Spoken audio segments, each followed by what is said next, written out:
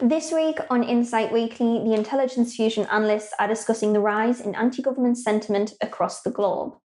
That includes the increasingly violent protests we've seen in Guinea, the demand for COVID-19 aid across South America causing unrest, as well as the mass disorder that we've seen in Hong Kong this week.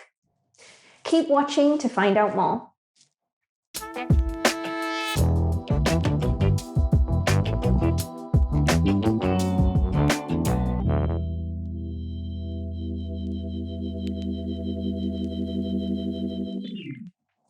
Hello and welcome to another episode of Insight Weekly.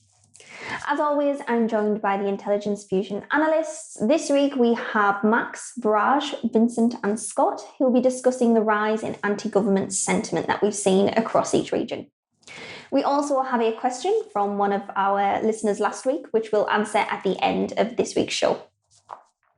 If you enjoy our content, please don't forget to like, share, comment, and of course, ask us some questions. We'll be happy to feature you on next week's show.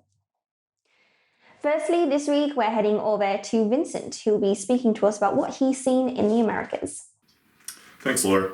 Yes, so in talking about anti-government sentiment in the Americas, I would probably split it into two categories, and that would be pre-COVID-19 reasons and then during COVID-19. So these anti-government sentiments have primarily been shown through protests. And as I said, there were already anti-government protests happening prior to COVID-19 in countries like Chile, Argentina, Ecuador, Peru. And some countries like Chile had seen protests for months before, since mid-October. These protests were for a variety of reasons, from transport fares to budget cuts to just widespread social inequality. During COVID-19, the protests for those reasons slowed down, but then new reasons cropped up due to the pandemic, primarily for two reasons: either because of a lack of government response to the virus, or because of the response the government took. So at the beginning of a crisis, we saw anti-government protests, such as in Brazil, where people were angry at the response from the lack of response from President Bolsonaro's administration. But nowadays, what we're seeing is more responses towards ending the lockdowns, towards demanding government aid because of a lack of food or a lack of public services. And so that's evolved throughout the pandemic. There's also been other reasons for anti-government protests during this time. So one example would be Brazil. So while protests at the beginning started, at least for the pandemic, started because of a lack of response from President Bolsonaro, there's been other types of protests, anti-government protests, that have sparked up because of his response, where he fired the Minister of Health, and then another Minister of Health resigned, and then the Minister of Justice also resigned because of perceived interference within the federal police force by President Bolsonaro, which has said that he's primarily interfered because of investigations into his sons in Rio de Janeiro and him wanting to change the head of the federal police force to try to protect his family in that regard. So Brazil has seen a wide variety of anti-government protests during this period, not just for COVID-19. So, Vincent, what can we expect in the near future in the region? Yeah, so what we'll likely see are more protests, particularly related to COVID-19 in regards to demanding more government aid, whether that be for food or other means, which in turn could lead in certain countries to more police repression of those protests. What we might also see is a resumption and likely an escalation of pre-COVID-19 reasons of protests. So places like Chile, as I said, had already been protesting since mid-October, and they slowed down with the pandemic, but these reasons are likely to flare back up and even escalate because of COVID-19 has really shown the wider social inequality in the country, and the problems in terms of getting food. So just this week and last week, we've seen flare-ups of protests in communities on the periphery of Santiago due to a lack of food, and with protesters shouting anti-government slogans during these protests. We'll also likely see anti-government sentiment increase in countries where budget cuts are taking place or will take place as a means for the government to weather the economic crisis that is coming through this pandemic. So we've seen protests flare up recently in Ecuador due to cuts in public services, such as university budgets.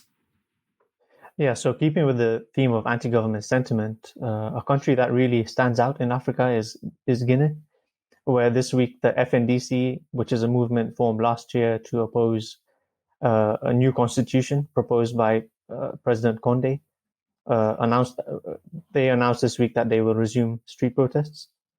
In March of this year, in the midst of the COVID-19 outbreak in West Africa and before a state of emergency was declared in Guinea, rather controversially, the referendum on the new constitution and legislative elections were held, and results were later validated by the Constitutional Court. Prior to this, the FNDC had organized a number of protests across the country. Early on, they took the form of marches along designated routes, the largest of which were in the capital, Conakry. But then tension between organizers and police escalated after police heavy-handedness led to protesters being killed. Protests have also taken the form of so-called Dead City Days, where commercial activities are suspended. More recently, protests have been more sort of decentralized in that the FNDC called for more people to protest in their own neighborhoods, so without there being a designated route. Protests involve stone throwing and road blockades.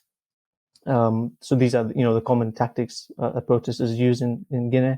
But there have also been more instances this year where protesters spilled oil onto roads. So Viraj, COVID-19 has had quite a large impact on protests in other countries. How has it impacted protests in Guinea? Yes, last week the FNDC announced the end of the truce, which they had declared due to the COVID-19 outbreak and Ramadan. And so they declared the resumption of protests this week. Throughout the state of emergency, before throughout the state of emergency, a number of FNDC activists were including senior figures, were arrested. And the FNDC are now calling for the immediate release of about 287 activists. They have also reportedly condemned the handling of the crisis and have accused President Condé of exploiting the crisis for his own political ends. And they put the spread of the disease in Guinea down to the organization of the election and referendum. Over the past couple of weeks, there have been a number of protests where mostly linked to police harassment at checkpoints, the lack of power or load shedding, and to demand the reopening of mosques. The drop in living conditions, some of which has been brought about by the state of emergency, will inevitably lead to more anti-government sentiment going forward, and I think this will lead to more violent protests. There has also been concerns about communal tension, particularly in Zerikore, which is a city near the border with Liberia, where dozens of FNDC activists were, most of them from the same ethnic group, have been arrested and imprisoned. Now, the former Minister of National Reconciliation has quite rightly warned that this could cause instability. This is also a city where, during the recent legislative elections, at least 36 people were killed in intercommunal clashes. So there's also this, concern about communal tension throughout the country. Thanks, Viraj. So today I wanted to focus on Hong Kong, although there have been a series of anti-government protests across my region in Asia, such as in Iraq and Lebanon. But in Hong Kong, these protests have been caused by the National Security Bill. And the National Security Bill is a law created by the Chinese mainland. And if it's introduced in Hong Kong, it would be the first law in which a Chinese mainland law would have criminal penalties in Hong Kong itself. So this would be quite a drastic change to the Hong Kong legislature, and as a result, the protests have been quite major. These protests have largely centered around the Causeway Bay area, the Central District, and the Mong Kok area. And Mong Kok is an interesting place at the moment because this is where we've seen multiple protests, and protests often attempting to block the main road running down the middle of it, which is Nathan Road.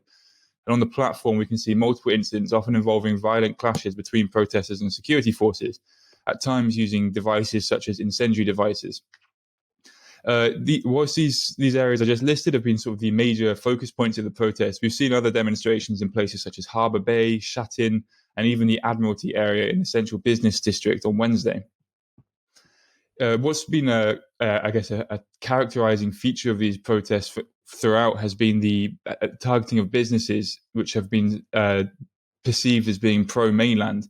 And these businesses such as HSBC, Cathay Pacific, and Zara have all had their outlets targeted, whether this be by vandalism or by incendiary devices thrown at the fronts of their stores and buildings.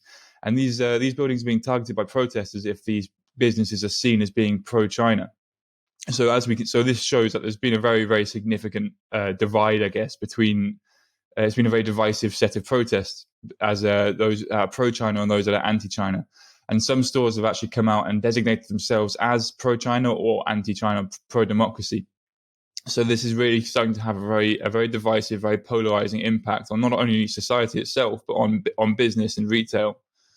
And staying on the subject of business, foreign businesses also are concerned about how their presence in Hong Kong is going to go forwards in the future. Not only are they worried about the instability that these protests are causing, these have been going on for quite some time now. They're also worried about the bill itself and what this bill will mean for these a lot of Western businesses in particular, and what it will mean for their security within Hong Kong and their prospects. So whilst there's not been many major departures of foreign business just yet, it's certainly added another factor to them for them to consider about their long-term stays in Hong Kong itself. Max, the protests we've seen in Hong Kong last year were quite violent, with frequent clashes. Do you think the protests just now have the potential to escalate much further? Yeah, that's a good observation, actually, because the protests we're seeing at the moment, I wouldn't say are quite at the same levels of violence as what we saw last year. So they would have to escalate a bit to even get to where they were last year, although there are signs of this. Personally, I do think we'll see some escalation from the protesters, and this is because the Chinese government is quite determined to pass a security bill, and they're going to keep pushing it forwards. And every day it gets pushed forwards, protesters are likely going to become perhaps more desperate, and as a result, more confrontational with police, and they'll possibly attempt for more media-grabbing strategies. In terms of Chinese government intervention in Hong Kong, I personally, right now, the evidence suggests that this is quite unlikely. The rhetoric coming out of the Chinese government is very robust, and they've, for example, made public statements saying that their forces are ready and they're training and preparing for potential crisis in Hong Kong. But again, this happened in 2019's protests as well. We saw Chinese forces deployed close to the Hong Kong border. So I wouldn't be surprised if this robust rhetoric is meant to try and quell the protests a bit and worry them almost, and try and force them to calm down without actually becoming involved. If China were to intervene in Hong Kong, which, as I said, right now doesn't seem likely, there's very little foreign states could do about it, but it would lead to a major diplomatic crisis between China and particularly Western countries.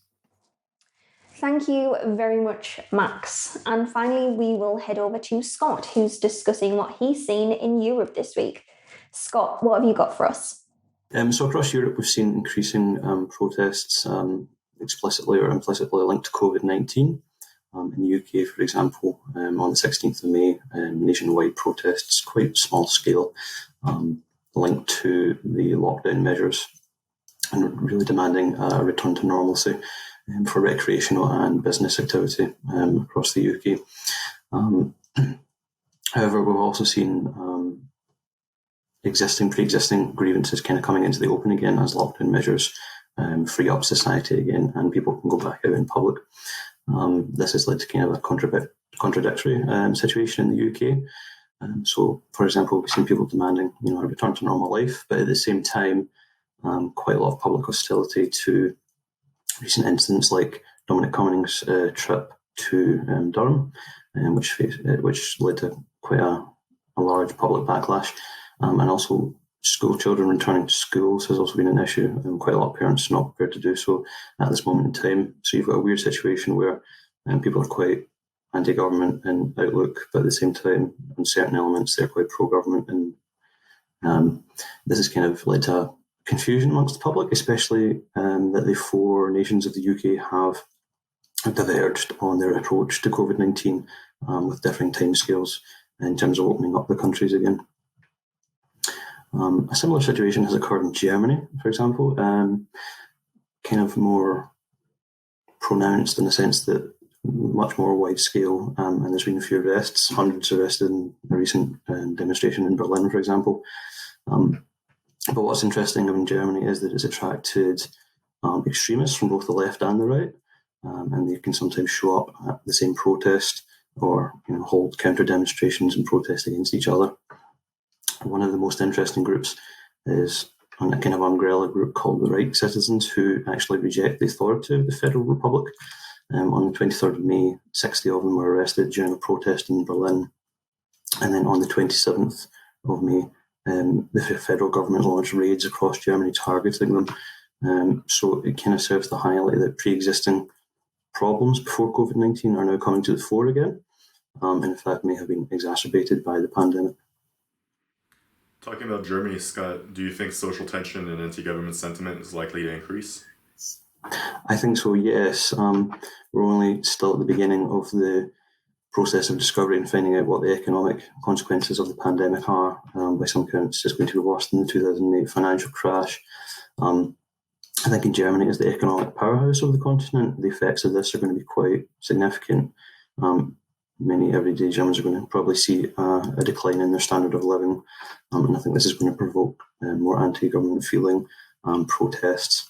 And in Germany in particular, you might have a situation where particular groups in society are targeted. The Interior Minister recently reported that compared to 2018, 2019 saw huge increases in anti-Semitism and crimes targeting political figures. I don't see any reason why this would not continue in 2020. Combined with the fact that Angela Merkel is going to stand down in 2021, might contribute to an overall sense, at the top of government that the state is a bit rudderless at the moment, and nobody's quite sure the direction that that's going to go and what the consequences might be. Thank you very much, team. And before we wrap up this week's episode, we do have a question from one of last week's listeners, where we discussed the rise in geopolitical tensions across the globe. So Charles from LinkedIn has asked what we make of the Chinese incursion into Ladakh in India. Max, over to you. Yes, so after a clash between Indian and Chinese forces on the border in the Ladakh region, tensions have risen quite sharply, actually, between the two countries. The clash itself was quite minor. It didn't involve firearms. It was similar to ones that we've seen in the past in the border region between the two sides, and they brawled with each other, essentially. And the dispute was over construction of a road on the Indian side of the border close to the Chinese side. And this is a disputed border, so any construction work is quite controversial. The dispute itself was actually resolved on the ground by commanders in the area. So at first, it seemed like this would fade to obscurity quite quick, but instead, quite the opposite's happened. Instead, we've seen China ratcheting up its rhetoric, and India also doing the same. And China's actually been quite proactive in deploying military personnel to the area. So there's an airbase nearby called the Nagura Kunsa airfield, and this is in Tibet. And it's nearby by local standards. It's 200 kilometers away from where the incident took place. And this airfield, we've actually seen in in the March-April period, we've actually seen being extended quite significantly. We've seen a new airfield built, as well as multiple other outbuildings being constructed. And this can be seen on satellite imagery of the area. So this is a very recent addition and a very quick addition to the airfield. And some higher resolution satellite imagery has actually also shown Chinese fighter jets deployed on the airfield. So whilst there's only a small number of fighter jets, this doesn't necessarily guarantee that there'll be some form of military confrontation. This is part of China's quite aggressive rhetoric here. Essentially, rather than just backing down and just letting this fade, they want to show to India that they've got quite a strong military presence in this region. And they want to be robust about it. The tensions, I personally can't imagine that the tensions are going to become full-blown military confrontations. I think both sides would gain very little from this. This is a very remote area, and the gains from any military confrontation would be fairly minimal. However, I do feel that diplomatic tensions may further increase.